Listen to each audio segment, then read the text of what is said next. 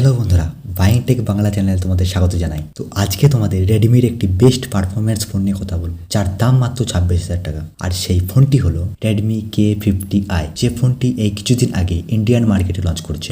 আজকে আমরা এই ফোনটা সম্বন্ধে সবকিছু জানবো, যে এই ফোনটা কেনা চলবে কি চলবে না, বা এই ফোনটা কাদের জন্য। তো চলো ভিডিওটা স্টার্ট করা যাক। আর হ্যাঁ, ভিডিওটা লাস্ট অব্দি দেখো, যদি ভালো লাগে তবেই লাইক অ্যান্ড সাবস্ক্রাইব করো। প্রথমেই জানবো এই ফোনটার প্রোজগুলি কি কি। Pros number 1, performance.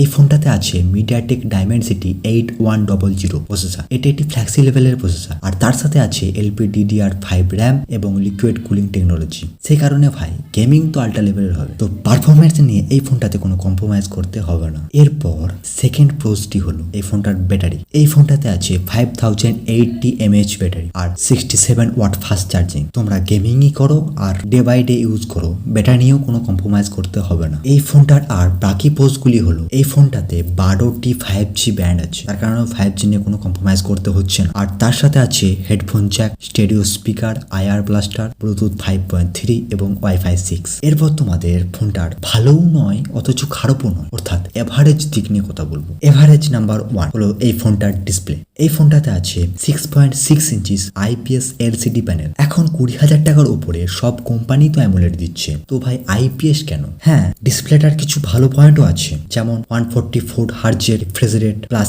HDR10 ও ডলবি ভিশন সাপোর্ট। যেহেতু অ্যামোলেড ডিসপ্লে নেই, তার কারণে আন্ডার ডিসপ্লে ফিঙ্গারপ্রিন্ট সেন্সারও এই ফোনটাতে পাবে না। এরপর বলবো এভারেজ নাম্বার 2, অর্থাৎ ক্যামেরা নিয়ে। এই ফোনটাতে আছে 64+8+2 মেগাপিক্সেলের রিয়ার ক্যামেরা, আর সামনে আছে 16 মেগাপিক্সেলের ফ্রন্ট ক্যামেরা। ক্যামেরা 64 মেগাপিক্সেলের কোনো অসুবিধা নেই, কিন্তু সোনির কোনো সেন্সার ইউজ করা হয়নি। অ্যাটলিস্ট সোনির 766 সেন্সার দিতে হতো এই ফোনটাতে। আমি এই ফোনের ক্যামেরাটাকে ভালো বলছি না, তার কারণ একই দামে অন্যান্য ফোনের থেকে কোয়ালিটি খুব একটা ভালো নয়। এরপর বলবো average number 3, design and build quality. এই ফোনটাতে আছে প্লাস্টিক ফ্রেম এবং প্লাস্টিক ব্যাক, পেছনে কোনো গ্লাস নেই। ফোনটার পেছনটা দেখতে খুবই প্লেন, কোনো অ্যাট্রাকটিভ ডিজাইনও নেই। ফোনটাকে দেখলে মনেই হয় না যে ফোনটা 26,000 টাকার ফোন, মনে হয় যেন 10 থেকে 15,000 টাকার ফোন। এই ফোনটিতে রেডমি ভালো পারফরমেন্স দিয়েছে ঠিক, কিন্তু ক্যামেরা, ডিসপ্লে এবং ডিজাইনে ক্রস কাটিং করেছে। এরপর আসল কথাটা হলো এই ফোনটাকে কেনা চলবে কি না। তো আমার মতে যারা শুধুমাত্র গেমিং ফোন চাইছো